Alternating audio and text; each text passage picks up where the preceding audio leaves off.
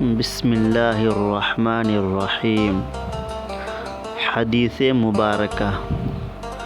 وہ نبی کریم صلی اللہ علیہ وسلم سے آپ نے فرمایا، 3 خصلتیں ایسی ہیں کہ جس میں یہ پیدا ہو جائیں اس نے ایمان کی مٹھاس کو پا لیا۔ اول یہ کہ اللہ اور اس کا رسول اس کے نزدیک سب سے زیادہ محبوب بن جائیں۔ دوسرے یہ کہ وہ کسی انسان سے محض اللہ تبارک و تعالی کی رضا کے لیے محبت رکھے۔